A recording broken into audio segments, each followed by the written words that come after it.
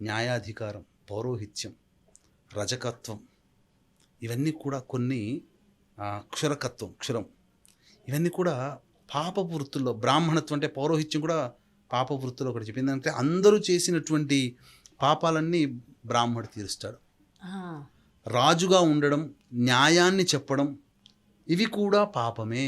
న్యాయాధికారులు అంటారు, రాజులు అంటే ఇప్పుడు మంత్రులు, ముఖ్యమంత్రులు.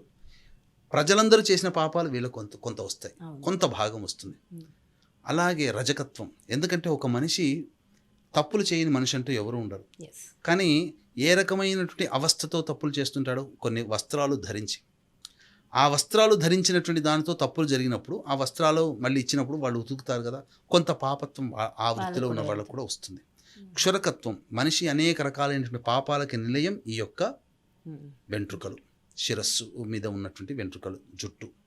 కాబట్టి అది ఆ వృత్తిని సరిచేసేటువంటి వృత్తిలో ఉన్నవాళ్ళు కూడా కొంత పాపత్వాన్ని పొందక తప్పదు. కాబట్టి ఇటువంటి కొన్ని వృత్తుల్లో ఉన్నటువంటి వాళ్ళు, అలాగే బట్టలు ఒకళ్ళు వాడినవి ఇంకొకరు వెళితే వాళ్ళు వాడినటువంటి వాళ్ళ కర్మ అనుసారం వాళ్ళకి అంటుకొని ఉంటాయి. ఇంకొకరు ఎంత ఉతికినా, గుర్తుపెట్టుకోండి, ఎంత ఉతికినా, శుభ్రం చేసినా, లాండ్రీకి ఇచ్చినా ఆ కర్మ, ఆ దోషం పోదు. అది ధరించిన వాడికి మళ్ళీ వీళ్ళు వస్తాయి.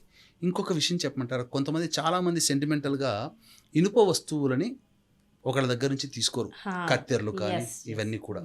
కారణం ఏంటంటే అవి తీసుకున్నారంటే వాళ్ళ చేతి నుంచి కత్తెరలు తీసుకున్నా, బ్లేడ్లు తీసుకున్నా, అలాగే గుండు సూదులు, ఇనుప వస్తువులు ఒకళ్ళ చేతి నుంచి వాడుకోవడానికి ఇచ్చినా వాళ్ళిద్దరి మధ్య కొట్లాటలు వస్తాయి. అందుకనే చాలామందికి సెకండ్ హ్యాండ్ వెహికల్స్ తీసుకోరు.